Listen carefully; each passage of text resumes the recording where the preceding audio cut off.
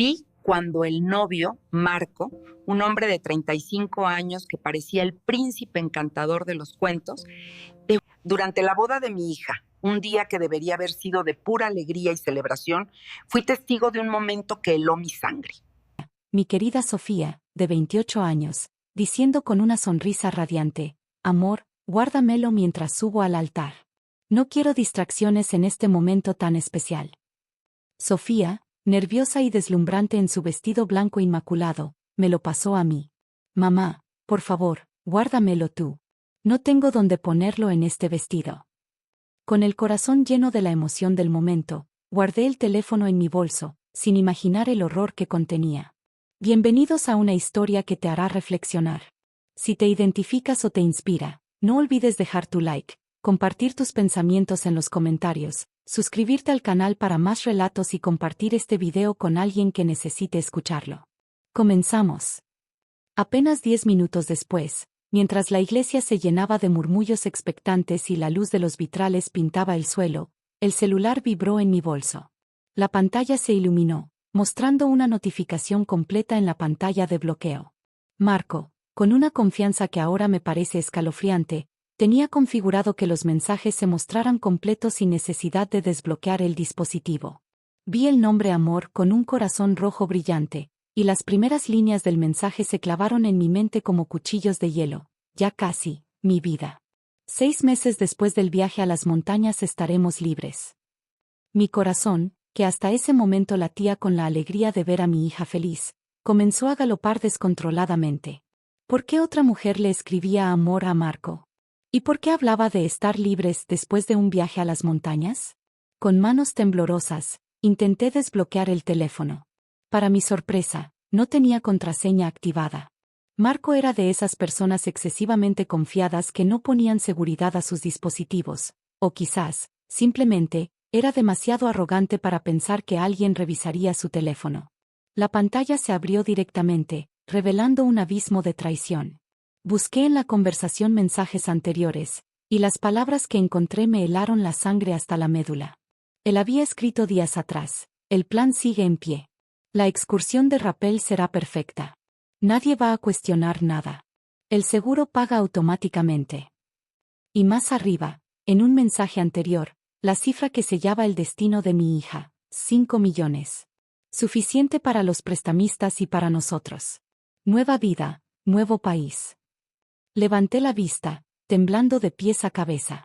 Mi hija, mi hermosa Sofía, caminaba hacia el altar, su sonrisa pura e inocente, ajena al abismo que la esperaba. Con apenas minutos antes del sí, acepto, me enfrenté a un dilema imposible, una elección que ninguna madre debería tener que hacer.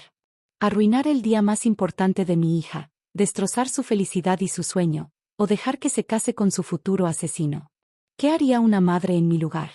¿Cómo se elige entre el dolor inmediato y la muerte segura? Mis manos temblaban tanto que apenas podía sostener el celular. Leí esos mensajes una vez, luego 2 veces, luego 3. Cada vez, las palabras se clavaban más profundo en mi pecho como cuchillos de hielo, perforando mi alma. El plan sigue en pie. La excursión de rappel será perfecta. 5 millones. Nueva vida, nuevo país. No podía ser real. Tenía que ser una pesadilla, una alucinación producto del estrés. Pero ahí estaba, escrito con la claridad brutal de alguien que planeaba algo terrible, algo monstruoso. Seguí bajando en la conversación, buscando más contexto, alguna explicación que desmintiera lo que mis ojos veían, y lo encontré. Un mensaje de hace una semana, Marco escribiendo, ¿y está seguro que firmó? Y la respuesta, de la misma mujer que le había escrito amor, firmé por ella. Mi letra es parecida. El documento ya está procesado. Mi respiración se detuvo. ¿Qué documento? ¿Qué había firmado en nombre de mi hija? Mis ojos buscaron automáticamente a Laura, mi hija menor, de 25 años, que estaba sentada al otro lado del pasillo central con su esposo, Daniel, y mis 2 nietecitos, Leo y Mía, de 4 y 6 años. Laura me conoce mejor que nadie. Debe haber visto algo en mi cara, algo en la forma en que me puse rígida en mi asiento, porque inmediatamente frunció el ceño y me miró con preocupación, su instinto maternal también en alerta. Hice un gesto casi imperceptible con la cabeza, un llamado desesperado, y ella se levantó de inmediato, dejando a los niños con su esposo. Se acercó discretamente por el pasillo lateral, mientras los invitados seguían conversando en voz baja, ajenos al horror que yo sostenía en mis manos, a la bomba de tiempo que estaba a punto de explotar. «Mamá, ¿qué pasa? Estás pálida», susurró Laura cuando llegó a mi lado, arrodillándose junto a mi asiento, sus ojos recorriendo mi cara buscando respuestas. No podía hablar. Mi garganta estaba cerrada por el pánico, por el nudo de terror que me oprimía. Simplemente le pasé el celular con manos que no dejaban de temblar. Laura miró la pantalla y comenzó a leer. Vi cómo su expresión cambiaba segundo a segundo. Primero confusión, luego incredulidad, luego absoluto horror. Se cubrió la boca con la mano para no gritar, para no alertar a los demás. «Dios mío, mamá, esto es un plan para matarla», murmuró con voz quebrada, mirándome con ojos enormes, llenos de lágrimas que amenazaban con desbordarse. Asentí sin poder articular palabra, pero todavía faltaban varios minutos antes de que comenzara la ceremonia. La música del órgano todavía no sonaba. Las grandes puertas de la iglesia seguían cerradas, sellando el destino de mi hija. Laura, siempre tan práctica y resolutiva, tomó el celular de Marco y sacó su propio teléfono. «Mamá, necesitamos pruebas», susurró con urgencia, su voz un hilo de acero. «Si solo le mostramos esto, él lo negará. Dirá que tú lo manipulaste, que lo inventaste todo. Necesitamos respaldo, algo irrefutable». Sus dedos comenzaron a volar sobre la pantalla, fotografiando cada mensaje incriminatorio, las conversaciones sobre el rapel, los planes macabros, las menciones de dinero, la cifra de 5 millones. Tardó 3 minutos completos, 3 minutos que se sintieron como horas, como una eternidad, mientras yo solo podía quedarme ahí sentada, paralizada, sintiendo como mi mundo se desmoronaba a mi alrededor. Laura seguía revisando el celular mientras fotografiaba todo, su rostro cada vez más pálido. «Mamá, hay más», susurró con voz ahogada, su respiración entrecortada. «Conversaciones de semanas, planes específicos. Hablan de la luna de miel, de una excursión de rapel en las montañas». Se detuvo, leyó algo más y su cara perdió todo el color, un horror gélido se apoderó de ella. «Dice que va a cortar la cuerda cuando estén solos, que nadie sospechará, que los accidentes en montaña son comunes». Sentí que el aire abandonaba mis pulmones, que el mundo se volvía negro. Laura seguía documentando todo con una eficiencia aterradora. «Hay una póliza de seguro. 5 millones de pesos. Aquí está la foto del documento». Me mostró la pantalla mientras fotografiaba. Era real. Un documento oficial de una aseguradora reconocida. La beneficiaria era Sofía. El beneficiario en caso de muerte era Marco, como su esposo. La firma de mi hija estaba ahí abajo, pero yo conocía la firma de Sofía como conocía mi propio rostro. Esa firma era falsa. «Ya falsificó su firma», susurró Laura, confirmando mis pensamientos más oscuros. «Esto está fechado hace 2 semanas». Siguió documentando. Había fotos íntimas de Marco con otra mujer. Las fotos tenían metadatos de fecha, 3 días atrás, 3 días antes de su boda con mi hija. Laura las fotografió todas, cada imagen una puñalada en el corazón de mi hija. Luego encontró algo que nos heló la sangre a ambas, un mensaje de Marco de hace 2 semanas. «Mónica fue más fácil. Esta es más inteligente, pero confía demasiado en mí». Ese es su error. ¿Quién era Mónica? ¿Había hecho esto antes? Laura terminó de enviar todas las capturas a su email y al de su esposo, Daniel. «Si algo pasa, tienes las pruebas», le escribió a él rápidamente, su voz tensa. Justo cuando guardó su teléfono, la música del órgano comenzó a sonar, una melodía hermosa y terrible que anunciaba el inicio de la ceremonia. En ese momento exacto, las grandes puertas de madera de la iglesia se abrieron de par en par, y todos los 200 invitados se pusieron de pie, sus rostros llenos de emoción. El corazón me dio un vuelco tan violento que pensé que me desmayaría ahí mismo. La marcha nupcial llenó el espacio sagrado con su melodía, una banda sonora para el horror que se desarrollaba. Y ahí estaba ella, mi Sofía, la niña que cargué en mi vientre, que amamanté, que cuidé cuando estaba enferma, que consolé cuando lloraba, que ayudé a convertirse en la mujer fuerte e independiente que era hoy. Estaba radiante con su vestido de novia blanco, el velo flotando detrás de ella como una nube etérea, el ramo de rosas blancas temblando ligeramente en sus manos, una mezcla de nerviosismo y emoción. Su sonrisa era la más hermosa que le había visto en años. Pura felicidad, amor genuino brillando en cada rasgo de su rostro. Iba del brazo de su padrino, mi hermano mayor, Carlos, quien la miraba con orgullo y ternura. Sofía avanzaba por ese pasillo alfombrado de pétalos blancos, sin saber absolutamente nada, sin tener la menor idea de que el hombre que la esperaba en el altar, el hombre al que estaba a punto de jurar amor eterno, el hombre con quien planeaba construir una vida y formar una familia, ya tenía planeada su muerte. Mis ojos se desviaron hacia el altar. Marco estaba allí parado con su traje negro impecable, el pañuelo de seda en el bolsillo del saco, el cabello perfectamente peinado hacia atrás, esa sonrisa encantadora que había conquistado a mi hija hace 10 meses. Se veía perfecto, guapo, emocionado, la imagen exacta del novio enamorado esperando a su futura esposa. Pero yo ahora sabía la verdad. Detrás de esa máscara de amor había un depredador calculador que ya había planeado cada detalle del asesinato de mi hija. Y había alguien más, alguien llamada Mónica, que aparentemente había sido más fácil. ¿Qué significaba eso? ¿Había hecho esto antes? Laura seguía a mi lado, el celular de Marco en una mano, su propio teléfono en la otra con todas las pruebas respaldadas. Mamá, susurró Laura con voz tensa, su mirada fija en el altar. Tenemos menos de 3 minutos antes del, sí, acepto. Si vamos a hacer algo, tiene que ser ahora. Sofía seguía avanzando por el pasillo, paso a paso, sonriendo, saludando con la cabeza a los invitados que lloraban de emoción. Cada paso la acercaba más al altar, más a Marco, más a su muerte. Laura y yo nos miramos, y en sus ojos vi el mismo terror absoluto que yo sentía, un reflejo de mi propia desesperación. Mamá, tenemos que detener esto, dijo con voz firme a pesar del miedo que la embargaba. Tenemos que detenerlo ahora. Pero mi mente estaba paralizada. ¿Cómo? ¿Cómo le dices a tu hija en el día de su boda, frente a 200 personas, que el hombre al que ama planea asesinarla? ¿Cómo destruyes su felicidad, su sueño, su futuro en un solo momento? Pero la alternativa era peor, infinitamente peor. Si no hacía nada, si dejaba que esta boda continuara, en 6 meses estaría enterrando a mi hija. Sofía llegó al final del pasillo.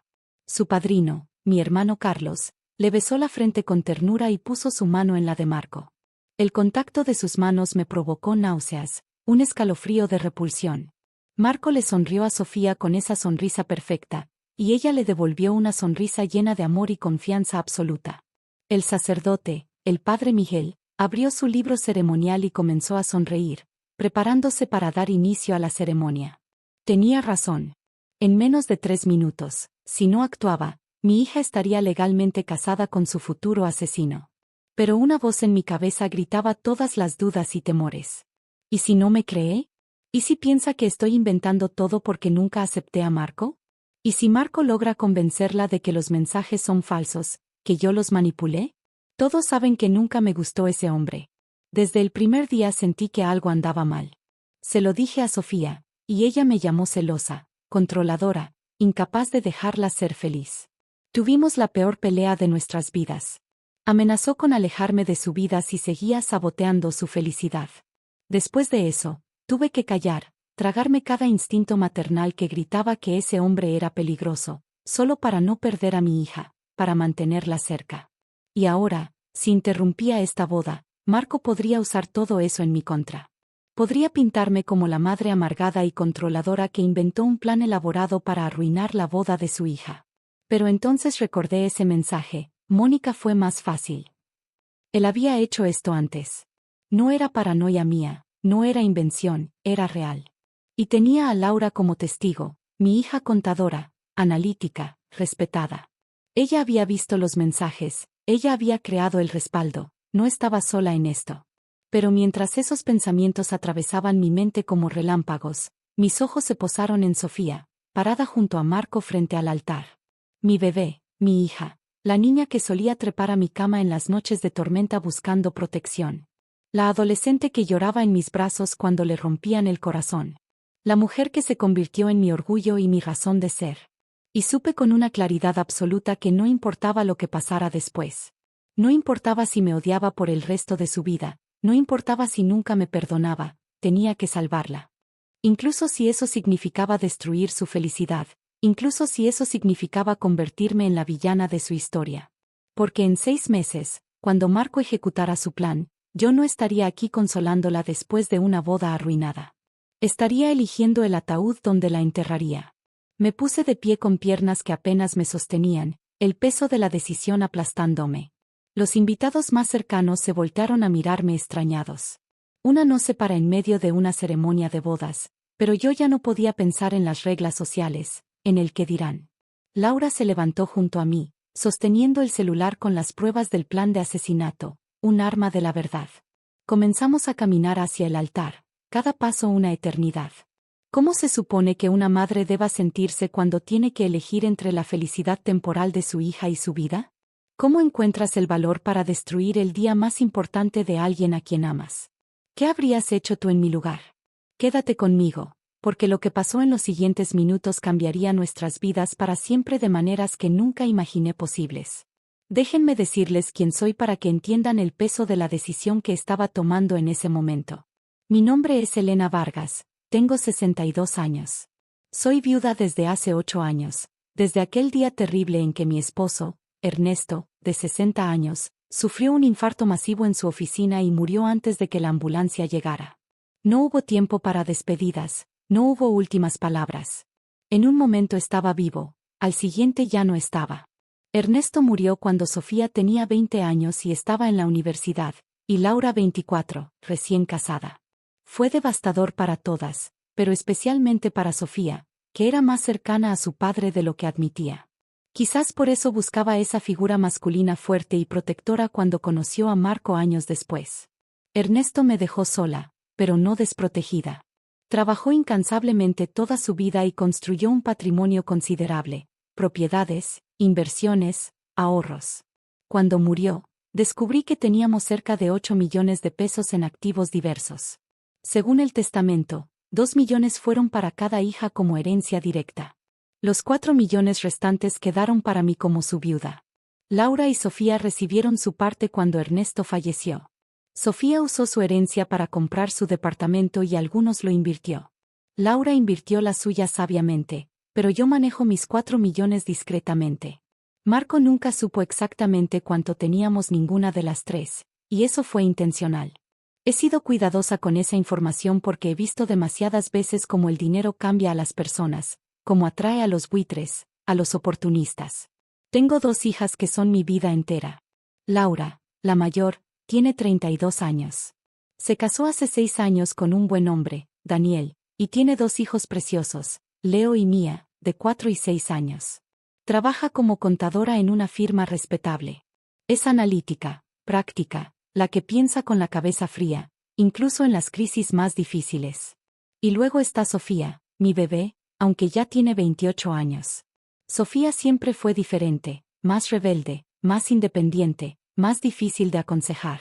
Mientras Laura buscaba mi opinión en todo, Sofía me desafiaba constantemente, pero la amaba con la misma intensidad, con la misma devoción. Las crié prácticamente sola porque Ernesto trabajaba día y noche construyendo su negocio. Yo era quien las llevaba a la escuela, quien revisaba sus tareas, quien las consolaba cuando lloraban, quien las formaba como mujeres fuertes y capaces. Después de que Ernesto murió, me dediqué completamente a ellas. Les pagué las mejores universidades, maestrías, las ayudé a establecerse en sus carreras. Todo el dinero que Ernesto dejó lo usé para darles el mejor futuro posible, para que tuvieran todas las oportunidades. Hace 10 meses, Sofía conoció a Marco en una conferencia de negocios. Él trabajaba en finanzas, o al menos eso decía. Era guapo, encantador, educado. Hablaba bien, se vestía impecablemente, sabía todas las palabras correctas para decir, para impresionar. Su noviazgo fue intenso y acelerado. A los 4 meses de conocerse, Marco le propuso matrimonio. Sofía llegó a mi casa con el anillo brillando en su dedo, radiante de felicidad, y yo sentí un nudo en el estómago que no pude explicar. Algo estaba mal. No podía señalar qué exactamente, pero mi instinto maternal, ese radar que las madres desarrollamos desde que nuestros hijos nacen, gritaba alarmas. La primera vez que Marco vino a mi casa para la cena familiar oficial, noté cosas. La forma en que sus ojos recorrían mi sala, evaluando cada mueble, cada cuadro, cada objeto, las preguntas que hacía. «Esta casa es suya, señora Elena. ¿Hace cuánto la compró? Las propiedades aquí han subido mucho de valor, ¿verdad?». Preguntas que sonaban casuales, pero que tenían un peso específico, una intención oculta. Preguntas sobre inversiones, sobre planes de herencia, sobre cuánto había dejado Ernesto. Contraté discretamente a un investigador privado. Lo que descubrió me aterró. Marco tenía deudas masivas con prestamistas privados. Había tenido 3 negocios que fracasaron, dejando pérdidas enormes. Había demandas legales por fraude que de alguna manera logró evadir. Tenía un patrón de relacionarse con mujeres con dinero, un depredador de fortunas. El investigador también encontró que Marco había estado casado brevemente hace 5 años con una mujer llamada Camila, pero según los registros públicos, el matrimonio terminó en divorcio después de solo 1 año. No había más información disponible sobre ella. Al parecer, se mudó fuera del país después del divorcio. Cuando confronté a Sofía con esta información sobre las deudas, los negocios fraudulentos, el patrón con mujeres con dinero, explotó. Me llamó controladora, celosa, incapaz de verla feliz. «Siempre haces esto, mamá. Siempre encuentras algo malo en cualquier hombre con el que salgo. Marco me ama. No le importa tu dinero. Estás inventando cosas porque no soportas que yo sea feliz sin ti», gritó con una furia que nunca le había visto. Amenazó con cortarme de su vida si seguía saboteando su felicidad. Lloré durante días después de esa pelea. Hablé con Laura, quien también tenía dudas sobre Marco, pero Laura me dijo algo que me partió el alma. «Mamá, si la presionas más, la vas a perder. Ya conoces a Sofía. Entre más le digas que no, más se va a aferrar a él. Si quieres mantenerla en tu vida, tienes que callar y confiar en que eventualmente ella verá la verdad por sí misma». Así que callé. Después de esa pelea terrible con Sofía, despedí al investigador. Ya había gastado miles de pesos y la información que encontró solo empeoró mi relación con mi hija. Laura me convenció de que si seguía investigando a Marco, Sofía nunca me perdonaría, que la distancia entre nosotras sería irreparable. Así que paré. En retrospectiva, fue un error. Si hubiera seguido investigando, quizás habría descubierto la verdad sobre Camila antes del día de la boda. Quizás habría descubierto que nunca se divorciaron, que ella murió, pero no lo hice y casi le cuesta la vida a mi hija. Me tragué cada instinto que me decía que ese hombre era peligroso. Acepté asistir a las reuniones de planeación de la boda con una sonrisa forzada en la cara, mientras por dentro moría de preocupación, mi alma gritaba en silencio. Laura también calló, pero me reportaba cosas que notaba. Como Marco presionaba a Sofía para acelerar la fecha de la boda. Como insistía en conocer detalles específicos de las finanzas familiares. Cómo la convenció de hacer un testamento dejándolo todo a él. ¿Por qué? Eso es lo que hacen las parejas que se aman de verdad, confían el uno en el otro. Pero no podíamos decir nada sin arriesgarnos a perder a Sofía completamente, a alejarla de nuestras vidas. El día de hoy llegué a esta iglesia con un nudo en el estómago que no me dejaba respirar bien, una opresión constante en el pecho. Rezaba para estar equivocada, para que mi instinto, por primera vez en la vida, estuviera fallando, para que Marco realmente amara a mi hija y mis sospechas fueran solo la paranoia de una madre sobreprotectora. Pero entonces ese celular vibró en mi bolso y descubrí que no solo tenía razón, descubrí que la realidad era 1000 veces peor de lo que jamás imaginé. Los murmullos llenaron la iglesia cuando Laura y yo comenzamos a caminar hacia el altar. Los invitados más cercanos nos miraban confundidos, susurrando entre ellos. «La madre de la novia, ¿a dónde va? ¿Qué está pasando?».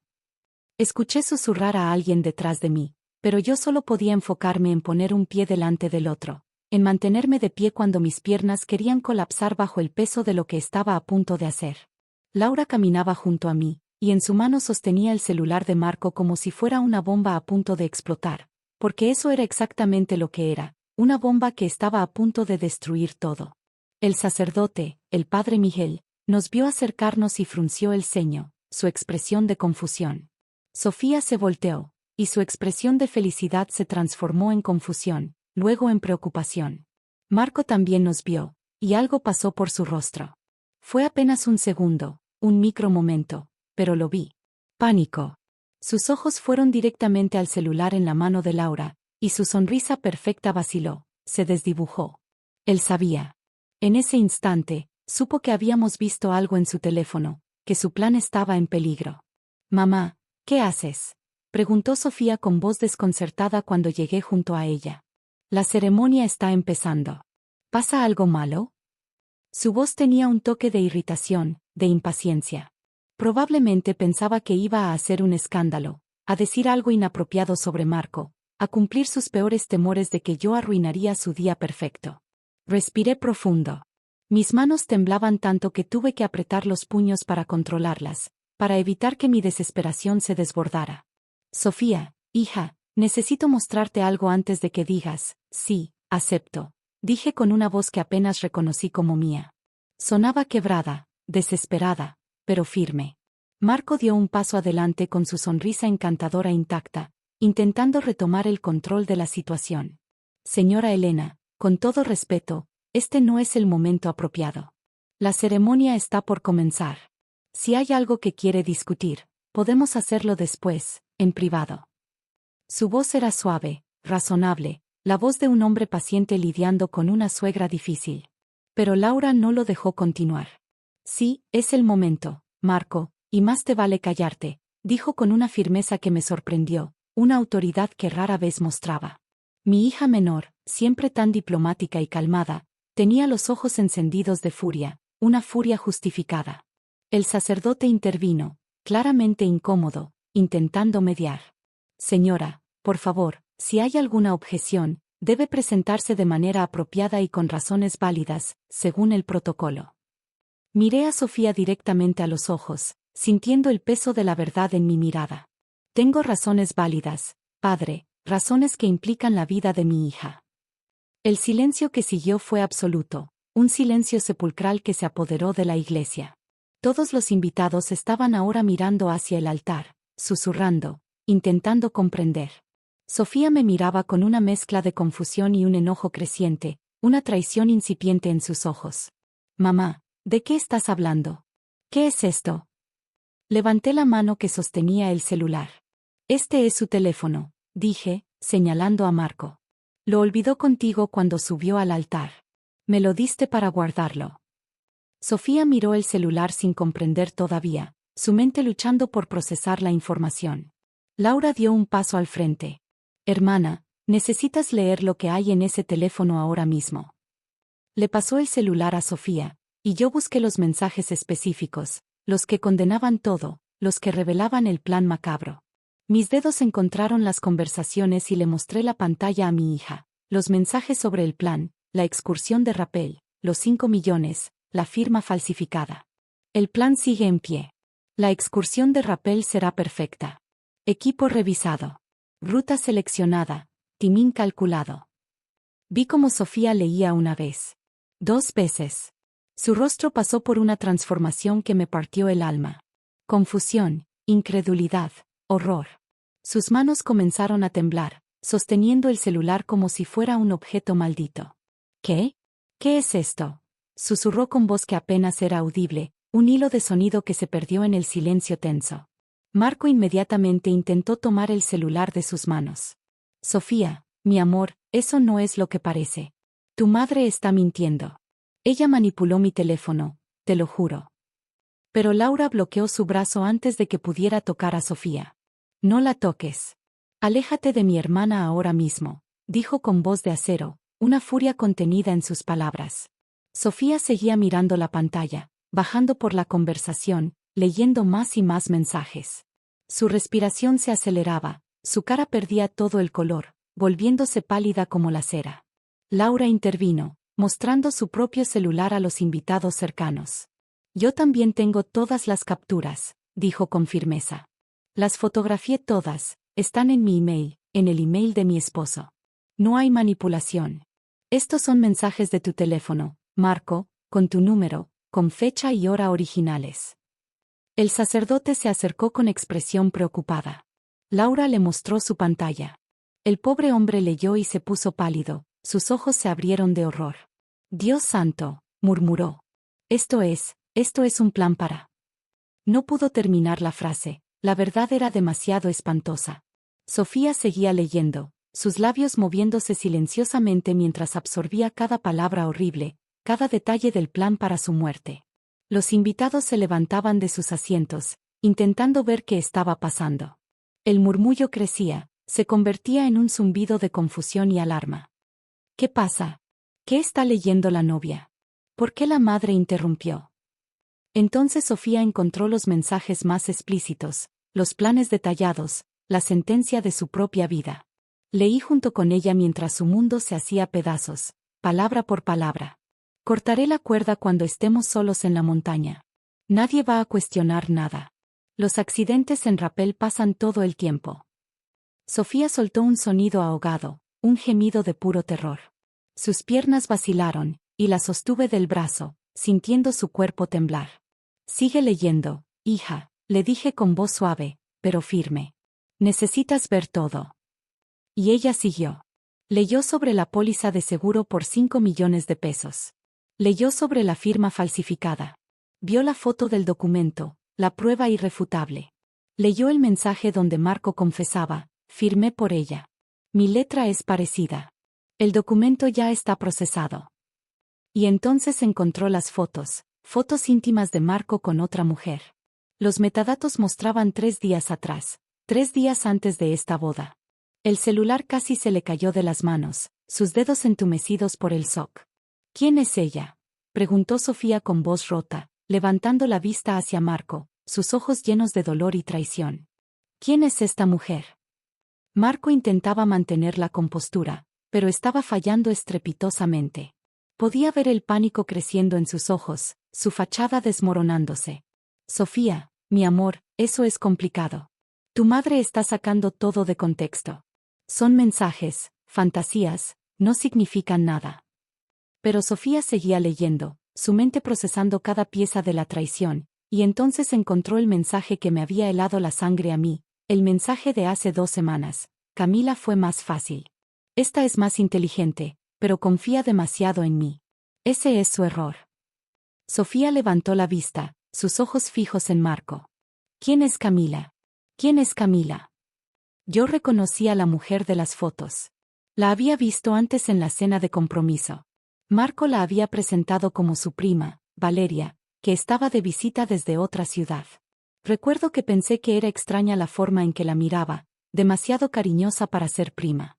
Incluso se lo mencioné al investigador privado en ese momento, pero él revisó y efectivamente encontró una Valeria Méndez en el árbol familiar de Marco, una prima segunda que vivía en otra ciudad. Lo que ninguno sabíamos era que la mujer en la cena no era la prima real, era su amante usando el nombre de una pariente lejana que la familia casi no conocía. Hija, esa es Valeria, la que Marco dijo que era su prima. La que está sentada allá, en la 5ª fila.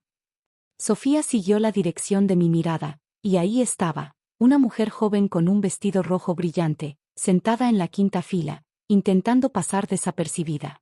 Cuando nuestras miradas se encontraron, su rostro se puso blanco como el papel, su culpa evidente. Sofía comenzó a caminar hacia ella, arrastrando el vestido de novia por el piso de la iglesia. Toda la elegancia de hace minutos había desaparecido. Ahora solo había furia y dolor, una furia justificada que quemaba en sus ojos. «Tú», gritó Sofía con voz que resonó en las paredes de piedra de la iglesia, haciendo eco en el silencio atónito. «¿Eres su amante? Viniste a mi boda a verme casar con él sabiendo que planeaba matarme». Los invitados explotaron en murmullos, un torbellino de voces. Algunos se pusieron de pie, otros se cubrían la boca con las manos, horrorizados. Valeria intentó levantarse para huir, pero 2 de las tías de Sofía, mujeres robustas y de carácter fuerte que no se dejaban impresionar fácilmente, le bloquearon el paso. «Tú no vas a ningún lado», dijo una de ellas con voz firme, su mirada de acero. Valeria intentó defenderse, su voz temblorosa. «Suéltenme, yo no hice nada. Esto es un malentendido». Pero Laura ya estaba ahí, mostrando su celular a todos los que podían ver. ¿Malentendido? Aquí dice que planeabas irte del país con él después de cobrar el seguro de mi hermana. Después de que la matara. Eso es un malentendido. El caos era total.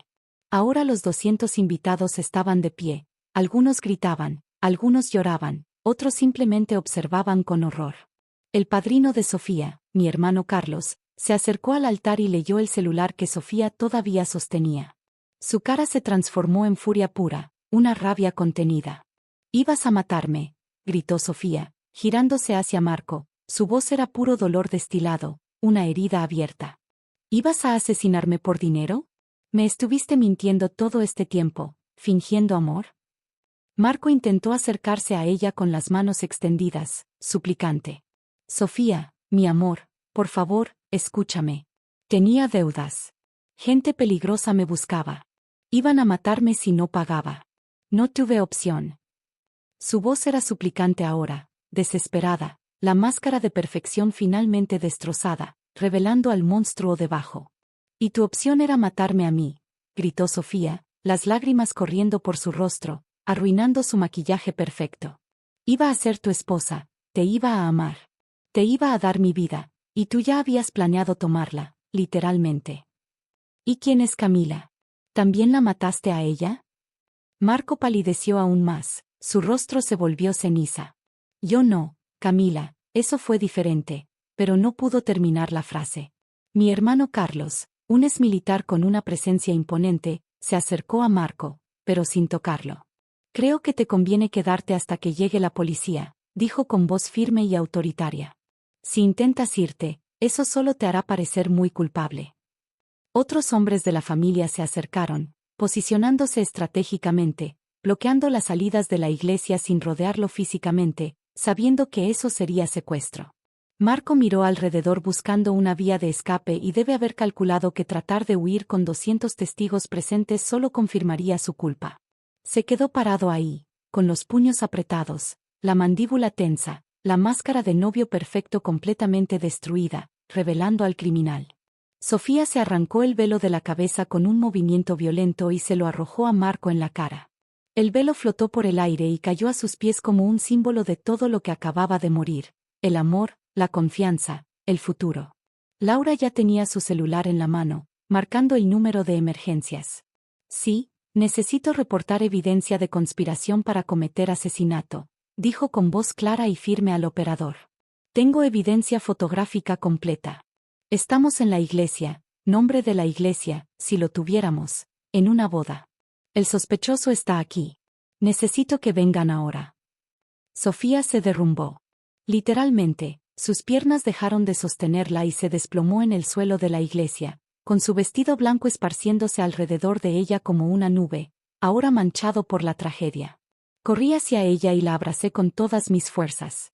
Laura llegó un segundo después, y las tres quedamos ahí en el suelo frente al altar, abrazadas y llorando, mientras 200 invitados nos miraban en shock absoluto, en un silencio atónito. «Lo siento, mamá», sollozaba Sofía, su voz ahogada por las lágrimas. «Lo siento tanto. Tenías razón. Tenías razón todo el tiempo y yo no te escuché. Te traté horrible». Yo solo podía sostenerla y llorar con ella, sintiendo su dolor como mío. «Estás viva, mi amor. Eso es lo único que importa. Estás viva», le susurré, besando su cabello. El sacerdote, Padre Miguel, pálido como un fantasma, se acercó y puso su mano sobre la cabeza de Sofía. «Hija, el cielo te protegió hoy», dijo con voz temblorosa. «Dios puso ese celular en las manos correctas en el momento correcto». Las sirenas de la policía se escucharon afuera, cada vez más cerca. Menos de 10 minutos después, entraron 4 oficiales con uniformes azules y chalecos antibalas. Laura se levantó inmediatamente y les mostró su celular con toda la evidencia fotografiada. Los oficiales leyeron, intercambiaron miradas y uno de ellos habló por radio con voz baja y profesional. Después de varios minutos, se acercaron a Marco. «Señor Méndez, necesitamos que venga con nosotros a la estación para responder algunas preguntas sobre evidencia que hemos recibido relacionada con amenazas y conspiración». No lo arrestaron formalmente todavía, no tenían una orden judicial en ese instante. Pero Marco supo que no tenía opción. Si se negaba, solo confirmaría su culpa frente a 200 testigos. «Esto es ridículo», murmuró, pero fue con ellos. También pidieron que Valeria los acompañara para dar su testimonio. Ella gritó e intentó resistirse. «Esto no tiene nada que ver conmigo. Solo vine a una boda. Pero finalmente accedió cuando le explicaron que resistirse sería considerado obstrucción de justicia. Lo sacaron de la iglesia. A Marco con su traje de novio impecable, pero sin esposas todavía, a Valeria con su vestido rojo brillante. Los invitados grababan todo con sus celulares, los flashes de las cámaras llenaban el espacio. El escándalo sería total. Esto estaría en las noticias antes de que terminara el día, un festín para los medios. Pero a mí no me importaba. Nada de eso importaba. Mi hija estaba viva, la había salvado. Había destruido su boda, su sueño, su felicidad, pero la había salvado de una muerte segura. ¿Alguna vez has tenido que tomar una decisión imposible donde cualquier opción te destruye? Donde no hay respuesta correcta, solo diferentes tipos de dolor. A veces el amor significa destrozar lo que más amas para salvarlo. ¿Habrías tenido el valor de hacer lo que yo hice? No me dejes ahora, porque las consecuencias de ese día apenas comenzaban a revelarse. Los primeros días después de ese altar se convirtieron en una pesadilla que parecía no tener fin. Llevé a Sofía a mi casa y la instalé en su antigua habitación, la que mantenía exactamente como ella la dejó cuando se mudó. Sus pósters de universidad todavía en las paredes, sus libros en el librero, su osito de peluche en la cama. Pensé que quizás eso le daría algo de confort, algún recuerdo de tiempos más simples, pero Sofía apenas notaba dónde estaba. Se metió a esa cama completamente vestida, con su vestido de novia arrugado y sucio, y no se movió, no habló, no comió, solo se quedó ahí acostada mirando el techo con ojos vacíos, perdidos. Laura y yo nos turnábamos para quedarnos con ella. Nunca la dejábamos sola. Teníamos miedo de lo que podría hacer si la dejábamos, del abismo de desesperación en el que podría caer. El trauma de descubrir que el hombre que amabas planeaba asesinarte es algo que no puedo ni empezar a comprender, una herida que va más allá de lo físico. Durante las primeras 2 semanas, Sofía no dijo una sola palabra, solo lloraba. Lágrimas silenciosas que corrían por sus mejillas día y noche hasta que pensé que se deshidrataría. Intentaba darle agua, sopa, cualquier cosa. A veces tomaba un sorbo solo porque yo insistía, pero la mayor parte del tiempo solo negaba con la cabeza y se volteaba hacia la pared, buscando la oscuridad. Laura se quedó en mi casa con sus 2 hijos, Leo y Mía. Los niños de 4 y 6 años no entendían qué pasaba, pero sabían que su tía Sofía estaba triste, muy triste. Entraban a su cuarto con sus juguetes intentando animarla. «Tía Sophie, ¿quieres jugar?», preguntaba el mayor, Leo, ofreciéndole su dinosaurio favorito. Y por breves momentos, veía algo en los ojos de Sofía, algún destello de la persona que solía ser. Sonreía débilmente y acariciaba la cabeza del niño. «Gracias, mi amor. Quizás más tarde». Esos pequeños momentos eran lo único que me daba esperanza, la única luz en la oscuridad. Después de un mes desde el día del altar, Sofía comenzó terapia. Encontré una psicóloga especializada en trauma que vino a mi casa porque Sofía no podía ni siquiera pensar en salir, la ansiedad la paralizaba. Las sesiones eran devastadoras. Yo me sentaba afuera de la habitación y podía escuchar el llanto de Sofía a través de la puerta, un llanto que me rompía el alma. Mientras tanto, la investigación policial avanzaba con una lentitud exasperante. Marco fue arrestado formalmente 2 días después del incidente en la iglesia, una vez que los detectives forenses verificaron la autenticidad de los mensajes del celular y obtuvieron la orden judicial correspondiente. Valeria fue arrestada al día siguiente, como cómplice. Laura había entregado toda la evidencia digital que guardó ese día, las capturas de pantalla, las fotos, todo. Los detectives asignados al caso eran 2 hombres serios y profesionales que vinieron a mi casa durante los primeros 3 meses para entrevistar a Sofía múltiples veces. Ella tuvo que revivir todo el horror mientras ellos tomaban notas, cada palabra una tortura. Los detectives pidieron acceso completo al celular de Marco, y lo que encontraron fue aún peor de lo que imaginábamos. Conversaciones con prestamistas privados, hombres peligrosos que le habían prestado grandes sumas de dinero para negocios que nunca existieron realmente, una red de engaños. Marco les debía casi 3 millones de pesos, y estos no eran bancos con procesos legales ordenados, estos eran hombres que cobraban sus deudas con violencia, con amenazas. En los mensajes, Marco les había propuesto un trato. Él conseguiría el dinero del seguro de vida de su futura esposa y les pagaría su parte a cambio de que le perdonaran las deudas y lo dejaran en paz. Los prestamistas habían aceptado. Eran cómplices directos en el plan de asesinato. También encontraron algo que cambió completamente la investigación.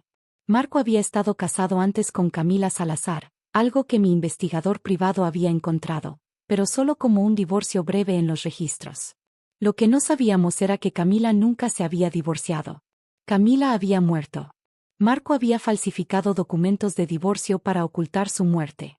¿Por qué? Porque Camila había caído del balcón de su departamento en el 10º piso hace 5 años. La investigación de ese entonces concluyó que era suicidio. Camila supuestamente sufría de depresión. Pero ahora, con esta nueva evidencia, los detectives decidieron reabrir ese caso, una nueva esperanza de justicia. Camila también tenía una póliza de seguro de vida por 2 millones de pesos, y el beneficiario había sido Marco como su esposo. Cuando Sofía se enteró de esto durante los primeros 3 meses de terapia, sufrió una crisis completa, un colapso emocional. Había otra antes que yo. Él ya hizo esto antes. Ya mató a alguien y se salió con la suya. Y yo iba a hacer la siguiente, gritaba entre sollozos incontrolables. Tuve que llamar a un médico de urgencia, quien le recetó sedantes fuertes solo para que pudiera dormir, para que su mente encontrara un poco de paz. La prensa descubrió la historia. No sé cómo, pero lo hicieron. Supongo que alguien de los 200 invitados habló, o quizás algún policía filtró información. De repente, había reporteros acampando afuera de mi casa, cámaras apuntando a mis ventanas, llamando a mi puerta a todas horas, un circo mediático. Los titulares estaban en todos lados. Madre heroica detiene boda segundos antes del sí, acepto, al descubrir plan de asesinato. Novio planeaba matar a novia por herencia millonaria. El celular que salvó una vida. Tuve que poner cortinas gruesas en todas las ventanas. Laura contrató seguridad privada para mantener a los reporteros fuera de mi propiedad, pero el daño estaba hecho. La historia era pública, y Sofía ahora no solo lidiaba con el trauma de lo que casi le pasa, sino también con la humillación pública de que todo el mundo conociera su historia, su vulnerabilidad. Marco intentó contactarla desde la prisión preventiva, donde lo tenían mientras esperaba juicio. Llamadas que fueron bloqueadas automáticamente, pero también enviaba cartas durante los primeros 4 meses. Cartas que de alguna manera lograban llegar a mi buzón. Las interceptaba todas antes de que Sofía las viera. Eran manipuladoras en el sentido más vil de la palabra. Mi amor, esto es todo un malentendido terrible. Los mensajes eran solo fantasías. Yo nunca te habría hecho daño. Eres el amor de mi vida. Tu madre está paranoica. Ella manipuló todo. Por favor, ven a visitarme. Necesito explicarte. Te amo con todo mi corazón. Cada carta me daba náuseas, un asco profundo. Este hombre que había planeado fríamente el asesinato de mi hija, ahora jugaba la carta del novio malentendido, del inocente. Las quemaba todas sin que Sofía supiera que existían, protegiéndola de esa toxicidad. Laura, con su eficiencia característica, contrató a los mejores abogados penalistas que pudo encontrar. Gastó una fortuna de sus propios ahorros, su determinación inquebrantable. Ese monstruo va a pagar, hermana. Te lo prometo. Va a pudrirse en prisión por lo que intentó hacerte, le dijo a Sofía con determinación férrea durante esos primeros meses difíciles, un pilar de fuerza en medio del caos. Sofía estaba procesando no solo el horror de casi ser asesinada, sino también la vergüenza de haber sido tan completamente engañada. ¿Cómo no vi las señales? Lloraba una y otra vez en terapia. ¿Cómo pude ser tan estúpida, tan ciega? La terapeuta, una mujer sabia y empática, trabajaba incansablemente con ella para hacerle entender que no era su culpa, que Marco era un depredador experto que había practicado su actuación durante años, que había engañado a profesionales, a investigadores, incluso a la policía con la muerte de su primera esposa, Camila.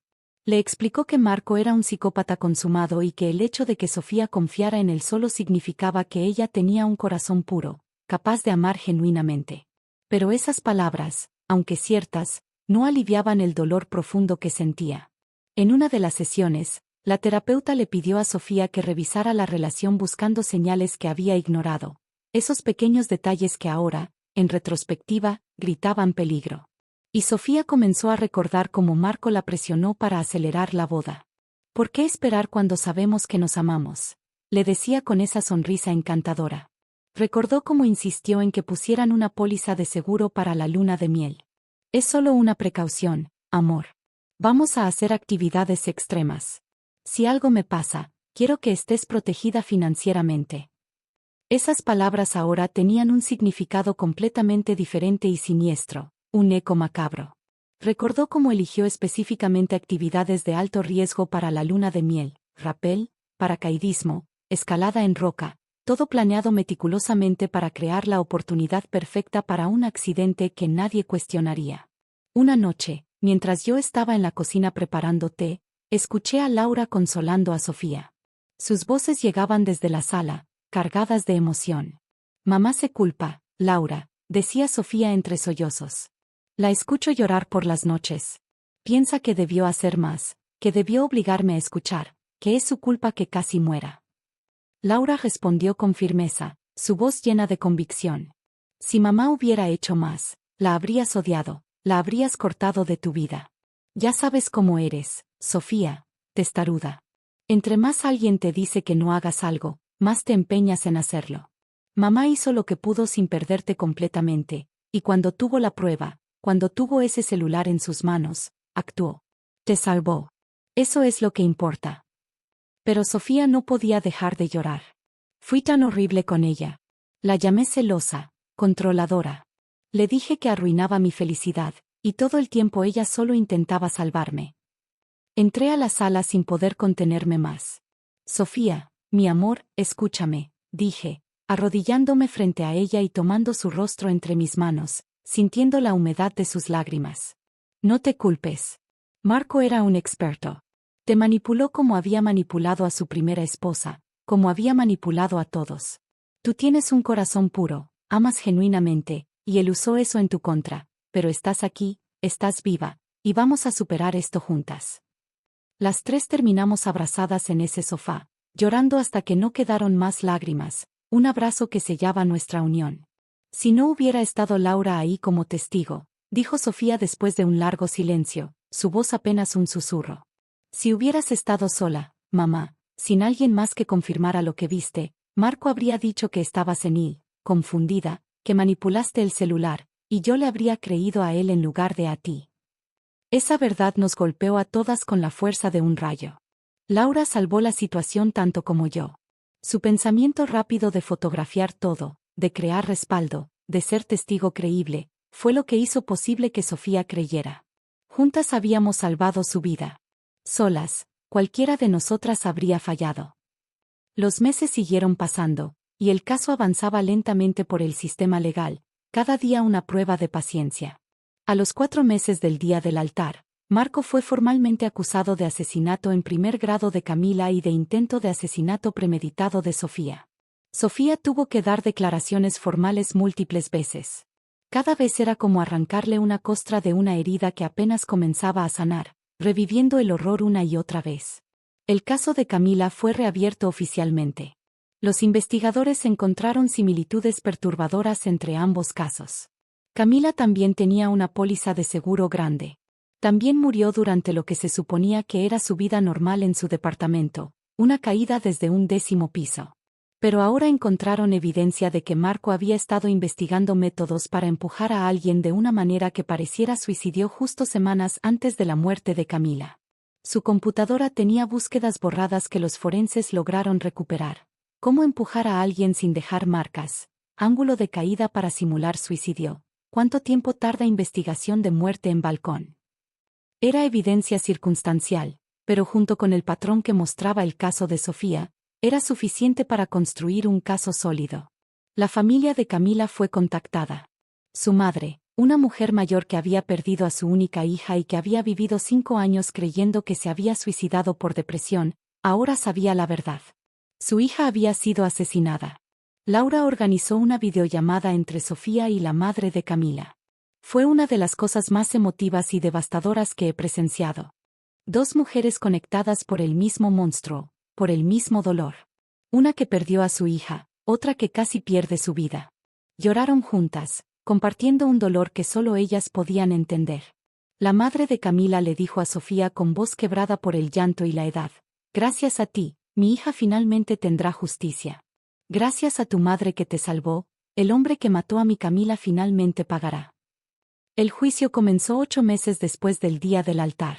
Fueron los siguientes 2 meses más intensos de nuestras vidas. Sofía tenía que ver a Marco cada semana en las audiencias, en las presentaciones de evidencia, en los testimonios. Él siempre intentaba hacer contacto visual con ella, mirándola con ojos suplicantes, actuando el papel del novio destrozado, cuya vida fue arruinada por un malentendido. Pero Sofía había aprendido. Nunca le devolvía la mirada.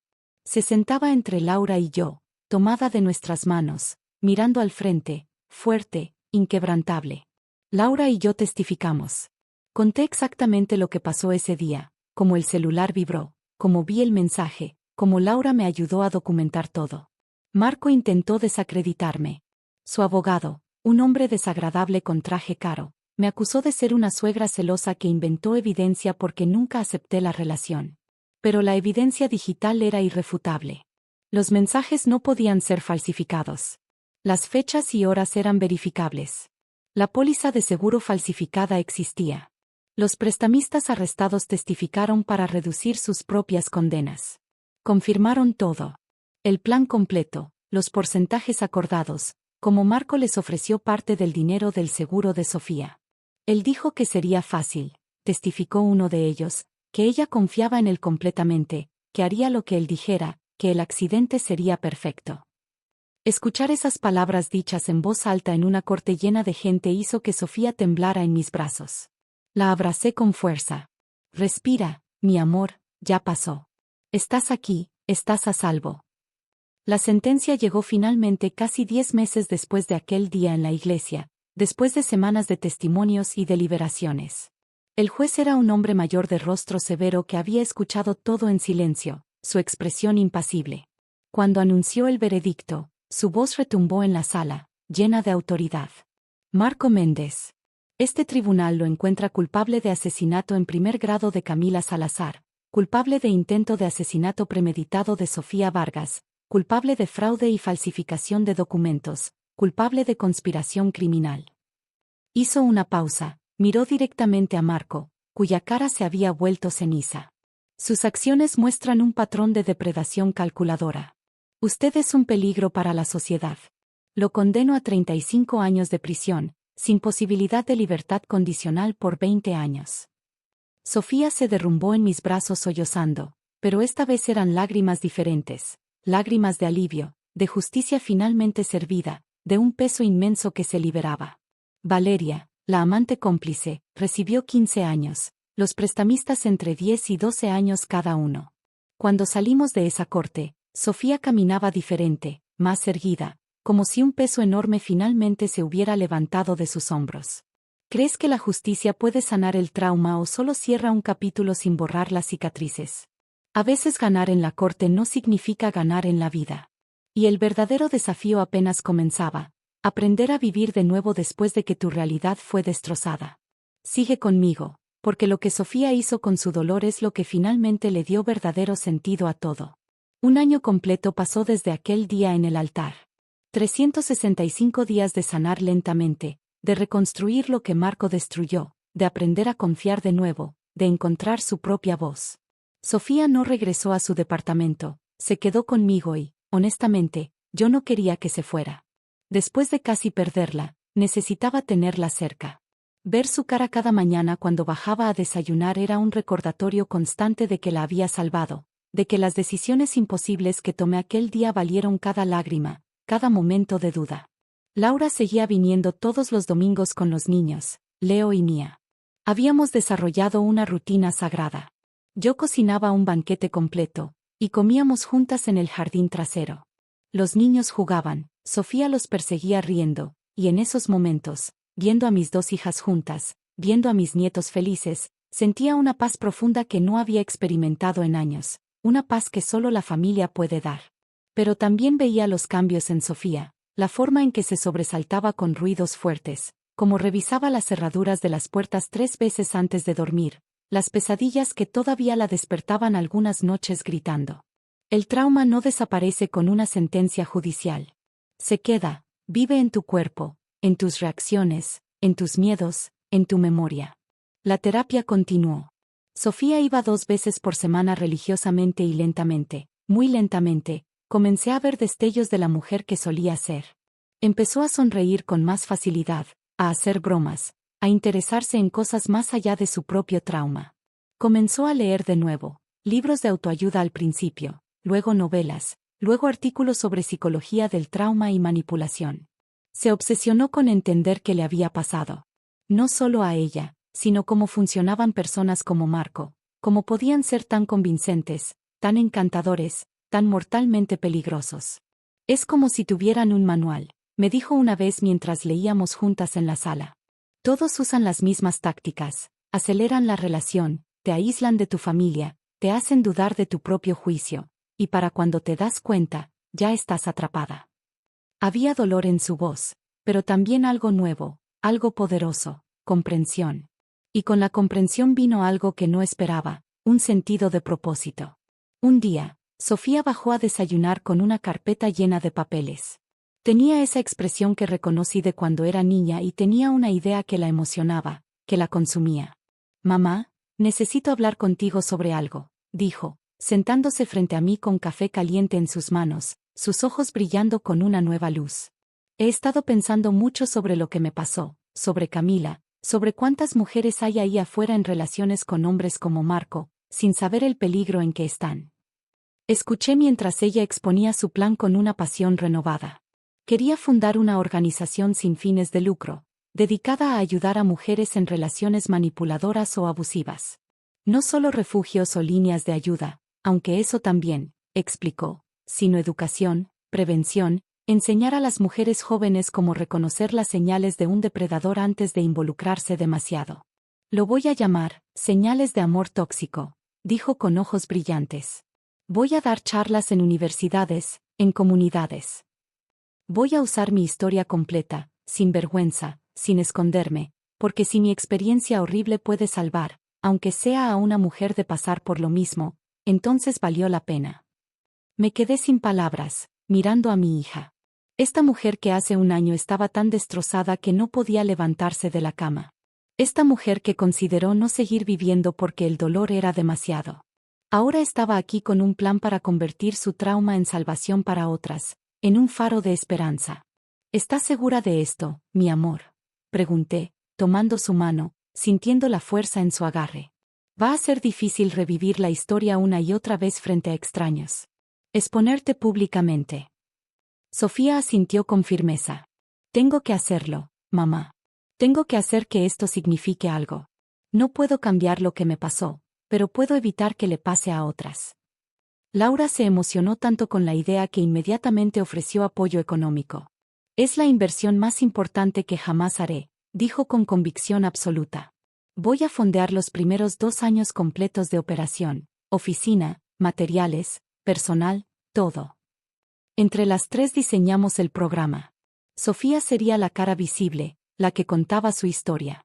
Laura manejaría las finanzas y la parte administrativa. Yo ayudaría con la logística y sería parte del equipo de consejería, compartiendo la perspectiva de una madre que casi pierde a su hija. Pero esto tomó tiempo, no fue inmediato. Durante el 2.º año después del altar, nos dedicamos a la planeación, Laura trabajando en la estructura legal, consiguiendo el estatus de organización sin fines de lucro. Yo ayudando con la investigación de programas similares. Sofía preparándose emocionalmente para contar su historia públicamente, fortaleciéndose. Tardamos 8 meses en obtener todos los permisos, conseguir el espacio, contratar al personal inicial. La primera charla de Sofía fue 2 años y medio después del día del altar. Para ese momento, ya había procesado suficientemente su trauma como para hablar públicamente sin desmoronarse. La primera charla fue en una universidad. Yo fui a escucharla, sentada al fondo del auditorio con Laura.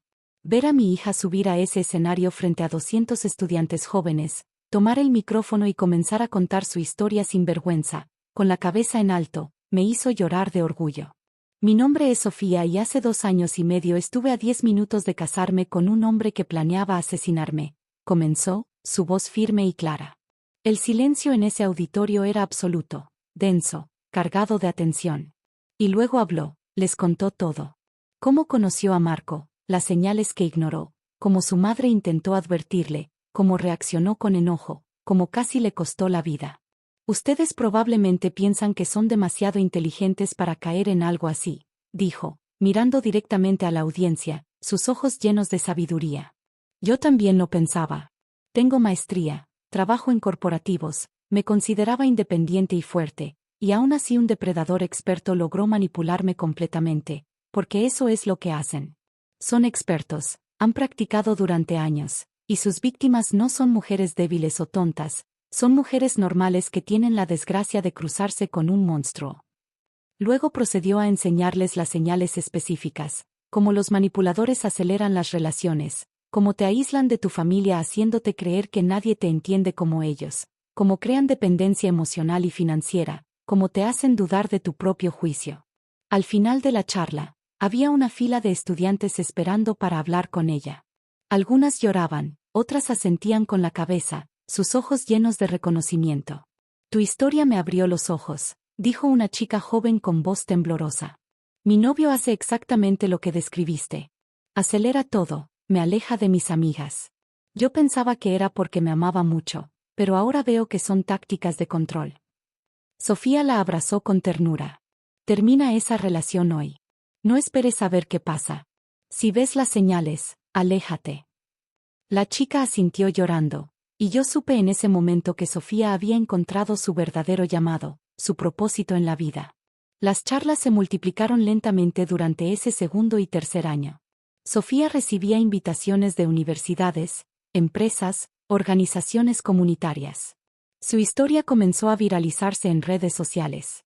Periódicos la entrevistaron, programas de televisión la invitaron, y con cada aparición más mujeres se acercaban con sus propias historias, buscando ayuda, buscando esperanza.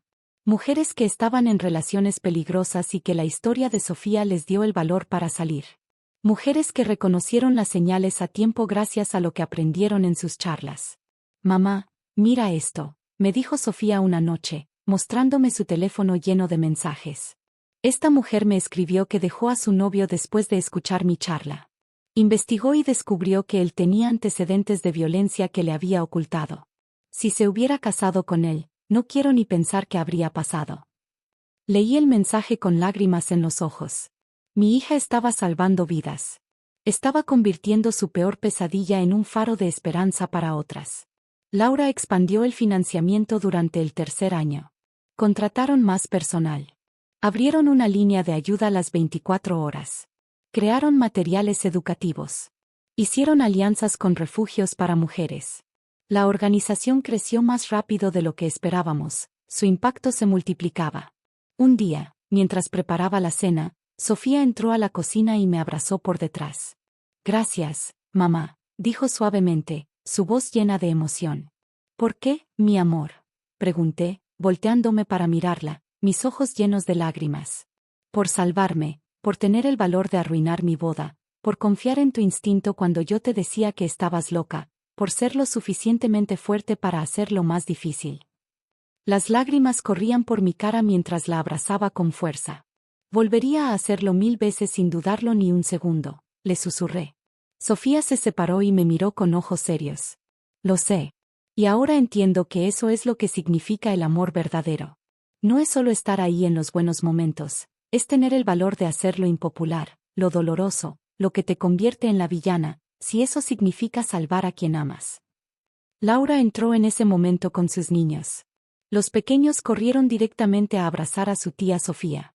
Ella los levantó riendo, besándoles las mejillas, y yo me quedé ahí observándolas. Mis 2 hijas, mis nietos, mi familia completa y viva. Laura se acercó y puso su brazo alrededor de mis hombros. Lo logramos, mamá, dijo suavemente. Las 3 juntas. Salvamos a Sofía y ahora ella está salvando a otras. La cena esa noche fue especial. Sofía había preparado una presentación en su laptop para mostrarnos las estadísticas de la organización. En los primeros 2 años de operación, habían ayudado directamente a 150 mujeres a salir de relaciones peligrosas. Sus charlas habían alcanzado a más de 8.000 personas. Los mensajes de agradecimiento no paraban de llegar. Miren este, dijo, mostrando un email. Era de una madre cuya hija había asistido a una de las charlas de Sofía. Mi hija reconoció las señales que usted describió en su novio. Investigamos y descubrimos que había estado casado antes y su exesposa tenía una orden de restricción por violencia. Gracias a su valentía al compartir su historia, mi hija está a salvo. Sofía leyó el mensaje con voz emocionada, sus ojos llenos de lágrimas de gratitud. Laura y yo la mirábamos con orgullo indescriptible. Esta era mi hija, la que casi perdí, la que salvé, y ahora ella salvaba a otras. Los niños, ajenos a la profundidad de la conversación, jugaban con sus juguetes bajo la mesa. Su inocencia era un bálsamo, un recordatorio de que la vida continúa, que hay bondad y pureza en el mundo a pesar de los monstruos que también existen en él. Hermana, estoy tan orgullosa de ti, dijo Laura con voz quebrada por la emoción. Tomaste lo peor que te pasó en la vida y lo convertiste en algo hermoso, en algo que está salvando vidas. Sofía tomó la mano de Laura y luego la mía. Ustedes me salvaron. Mamá, al tener el valor de interrumpir mi boda. Laura, al ser mi testigo, al documentar todo, al asegurarse de que no pudiera negar la verdad. Ahora yo salvo a otras. Es un ciclo. El amor salvó mi vida y ahora yo uso mi vida para salvar a otras. Brindamos esa noche con vino para las adultas y jugo para los niños.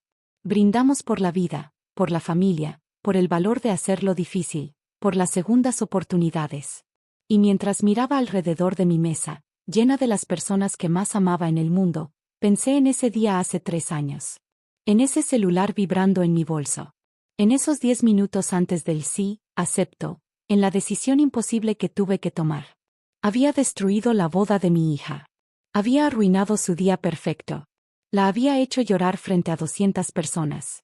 Había destrozado sus sueños en un solo momento, y lo volvería a hacer sin pensarlo, sin dudarlo, porque ese es el amor de madre.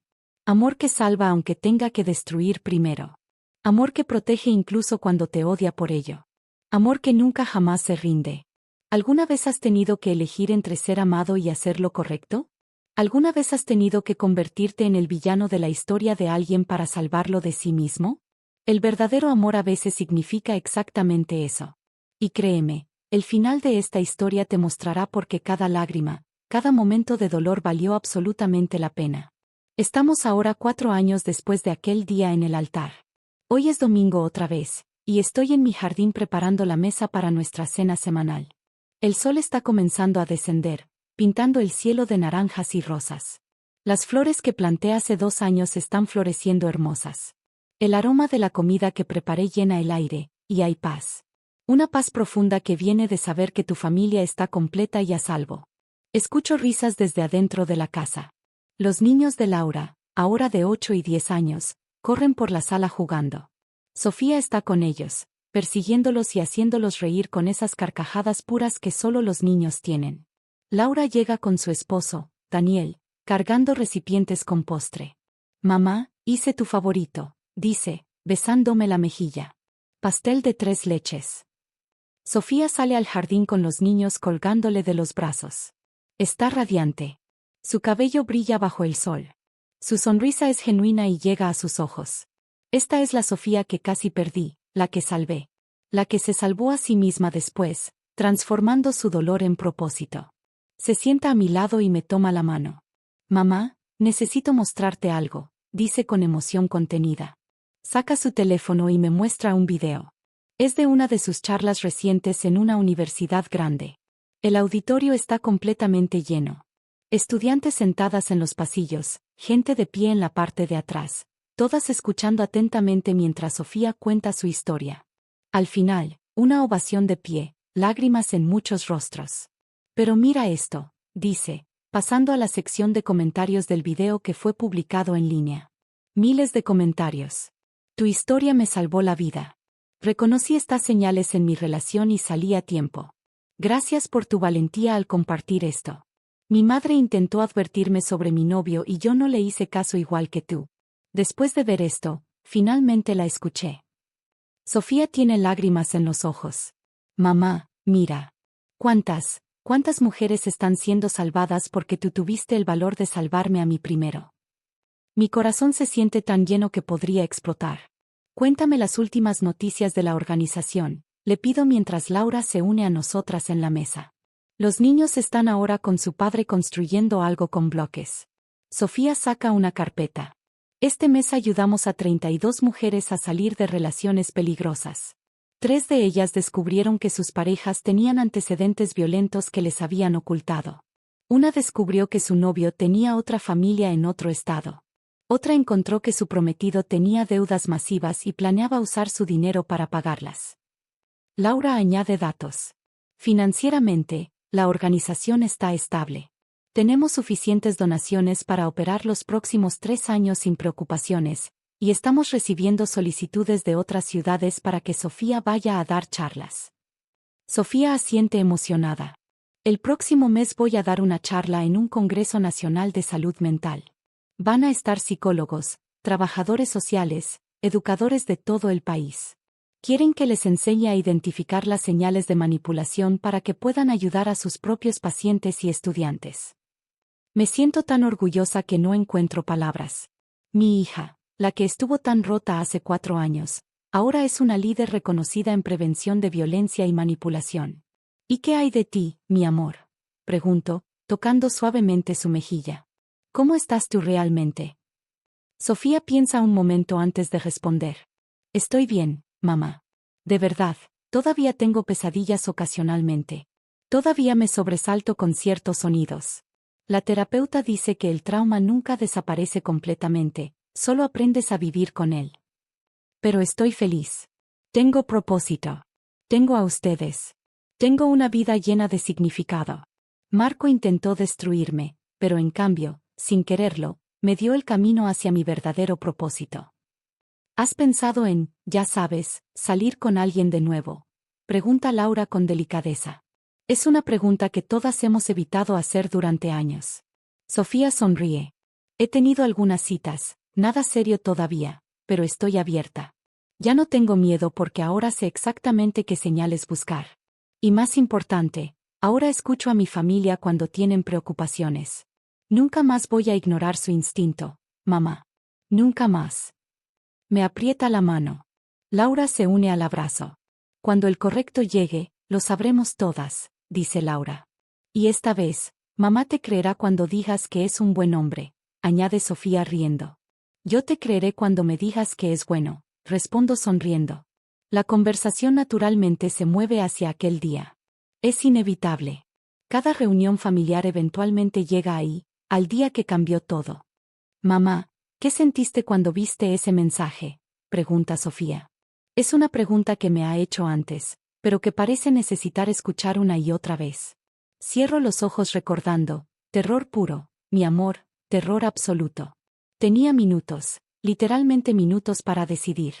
Sabía que si te mostraba ese celular, tu día perfecto se destruiría. Tu sueño de la boda hermosa se convertiría en pesadilla. Probablemente me odiarías. Pensarías que estaba loca, celosa, inventando cosas. Pero sabías que si no hacías nada, empieza Laura, si no hacía nada, en 6 meses estaría eligiendo un ataúd para mi hija. Termino con voz quebrada. Estaría enterrando a mi bebé y viviría el resto de mi vida sabiendo que pude haberla salvado y no lo hice. Esa no era una opción. Nunca fue una opción. Sofía tiene lágrimas corriendo por su cara. Fue la decisión más difícil que tomaste en mi vida, pero también la más fácil, porque cuando se trata de la vida de tu hija, no hay realmente decisión.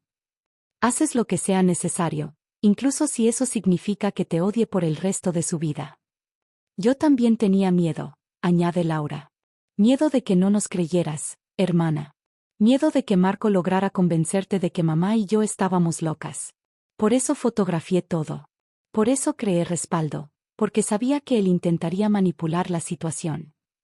Sofía toma las manos de ambas. Si ustedes no hubieran estado juntas ese día, si mamá hubiera estado sola sin testigo, yo no les habría creído. Marco me habría convencido de que mamá manipuló el celular, que estaba senil, que inventó todo por celos, y me habría casado con él y ahora estaría muerta. El peso de esa verdad nos envuelve. El silencio que sigue es profundo. Los niños siguen jugando ajenos a la gravedad de nuestra conversación. Finalmente hablo con voz suave pero firme.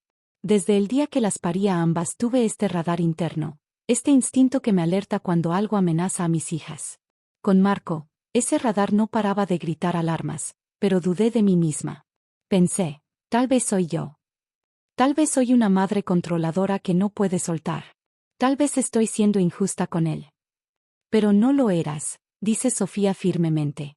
Tu instinto estaba correcto, como siempre lo está, y yo fui una tonta por no escucharte. No eras tonta, interrumpo. Eras una mujer enamorada siendo manipulada por un experto. Marco había practicado durante años. Mató a su primera esposa y se salió con la suya. Tú nunca tuviste una oportunidad contra él. Nadie la tendría. Laura agrega, ese celular fue un regalo del universo o de Dios o del destino, como quieras llamarlo. Marco lo olvidó contigo justo antes del altar. Ese mensaje llegó en el momento exacto. 1 minuto más tarde y ya habrías dicho, sí, acepto, punto. Sofía asiente. No fue solo el universo, fue mamá prestando atención. Otra persona habría ignorado ese mensaje, habría respetado la privacidad, pero tú confiaste en tu instinto, viste algo extraño y lo investigaste. Eso me salvó. Pienso en todas las madres que tienen ese mismo instinto, ese radar interno gritando que algo está mal. Madres que son llamadas controladoras, entrometidas, celosas, incapaces de dejar ir. Madres cuyos hijos no las escuchan hasta que es demasiado tarde. ¿Cuántas Sofías hay ahí afuera que no tuvieron suerte? ¿Cuántas madres llegaron tarde, sin pruebas, sin testigos, y ahora visitan tumbas en lugar de tener cenas dominicales? Por eso hago lo que hago, dice Sofía, como si leyera mis pensamientos. Por todas las que no tuvieron una madre como tú.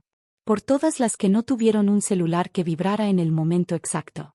Por todas las que no tuvieron suerte, yo les debo mi vida a ustedes dos y ahora dedico esa vida a salvar a otras. La cena continúa con conversaciones más ligeras. Los niños comen y ensucian todo como solo los niños pueden. Laura y su esposo cuentan historias divertidas. Sofía muestra fotos de su nueva oficina que la organización acaba de abrir. Hay risas. Hay amor, hay vida. Después de comer, mientras recojo los platos, observo a mi familia. Laura ayudando a sus hijos a lavarse las manos, su esposo limpiando la mesa. Sofía jugando en el jardín con los niños, persiguiéndolos entre las flores. Y siento gratitud profunda, gratitud por ese celular que vibró. Gratitud por haber confiado en mi instinto. Gratitud por Laura que estuvo ahí como testigo. Gratitud porque Sofía sobrevivió y se convirtió en esta mujer increíble. Sofía entra y me abraza por detrás mientras lavo platos. ¿En qué piensas, mamá?, pregunta suavemente. En ese vestido de novia que nunca usaste, respondo. ¿En cómo lo donaste para que otra novia lo usara? ¿En cómo tomaste algo que representaba tu peor pesadilla y lo convertiste en esperanza para otra persona? Sofía asiente. Así como tomé mi trauma y lo convertí en mi organización, en mi propósito, en la forma de salvar a otras, se queda callada un momento. ¿Sabes? A veces pienso en cómo sería mi vida si me hubiera casado con él, si tú no hubieras visto ese mensaje o si lo hubieras visto, pero no hubieras tenido el valor de actuar. Estaría muerta, mamá. Sin duda, Marco habría ejecutado su plan perfectamente en la luna de miel.